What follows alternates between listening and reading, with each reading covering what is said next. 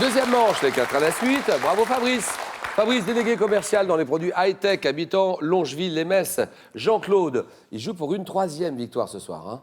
Jean-Claude, qui est qualifié, il habite le Mets-sur-Èvre, Cholet juste à côté. Aline, qui mène la course, elle est chercheuse en santé publique, habitant Toulouse. Alors nous avons ces 4 thèmes que je vais vous proposer maintenant. 40 secondes au chronomètre, bien sûr, il faut faire 4 à la suite, vous le savez très bien, sur les accords et les traités.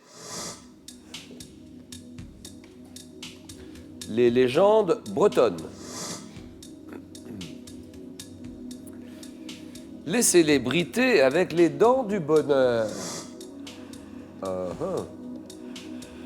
Thème mystère, vous le découvrez. Exclusivité Twitter, hashtag QPUC, les initiales de questions pour un champion, l'acronyme de questions pour un champion.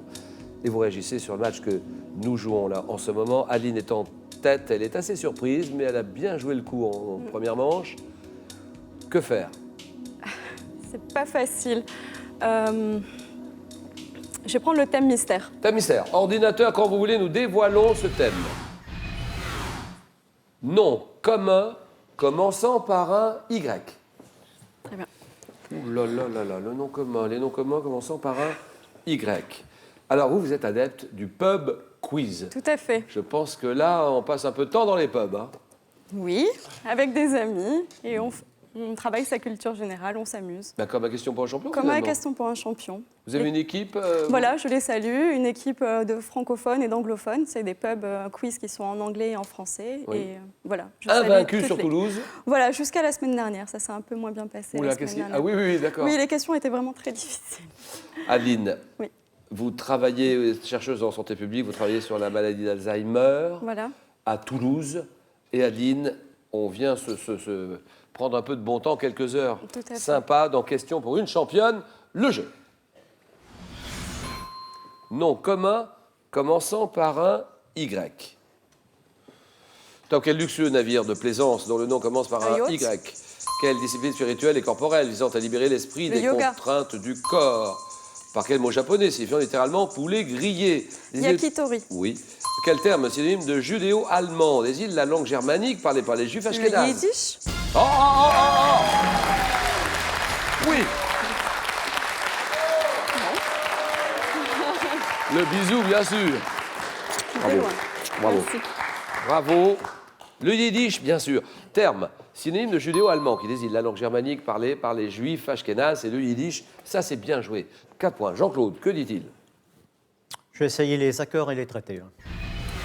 Accord et traité. Il me fait peur, Jean-Claude. On a Adeline à 4 points. Elle Oui. s'annonce redoutable. Et vous jouez pour une 3e victoire. Oui, hein. oui. Donc, il ne faut pas rater ce moment de jeu. On va essayer. Les 4 à la suite. Allons-y. 40 secondes pour Jean-Claude. Les accords et les traités.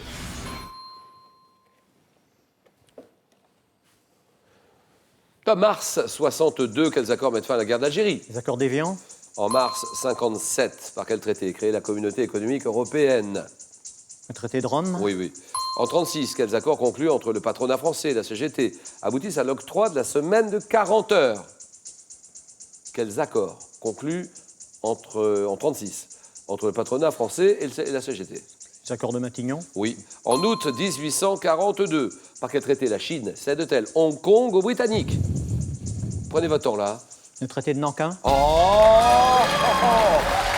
oui. Oui. Ah, ça fait plaisir. Et ça fait plaisir à Adeline qui vous applaudit à tout rompre, Adeline. Voilà. Bravo. Merci, parce que pas facile. Hein. Nankin venait de très très loin. C'était pas évident. Eh oui, oui, je suis d'accord. Bravo. Hein. Oh, j'aurais fait un point, je sais pas combien j'aurais fait. Peut-être 0. Nankin, d'accord.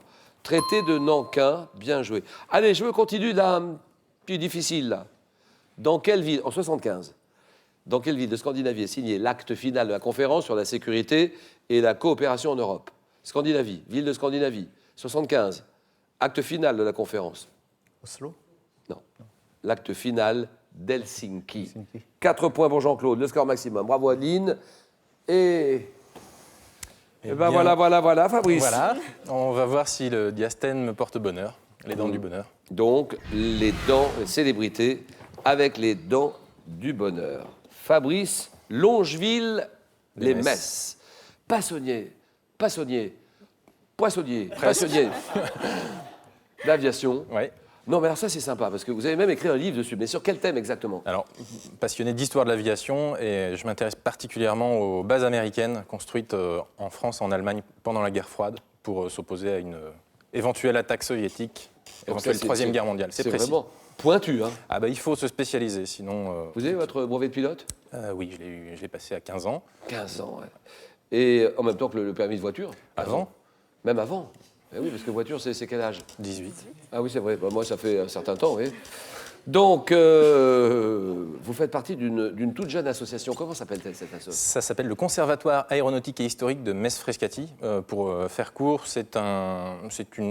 la base aérienne de Metz a fermé il y a 2 ans, Oui. et on est une poignée de passionnés à vouloir se battre pour que finalement un conservatoire perpétue un petit peu la mémoire de l'aviation sur Metz. Le patrimoine Le patrimoine, aéronautique. voilà. Voilà. Exactement. L'association s'appelle? Conservatoire aéronautique et historique de Metz-Frascati. Voilà. Fabrice, on y va.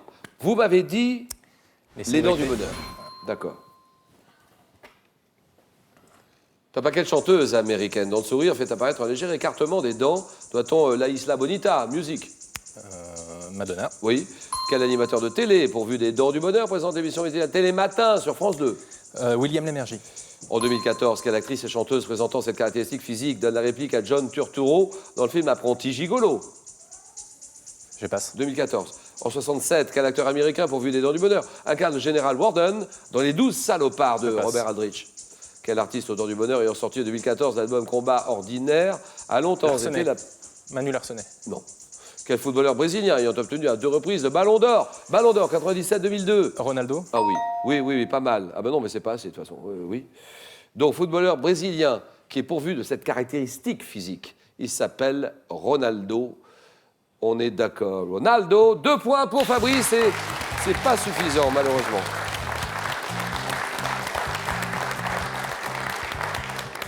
Combat ordinaire, longtemps la personnalité préférée des Français, Yannick Noah.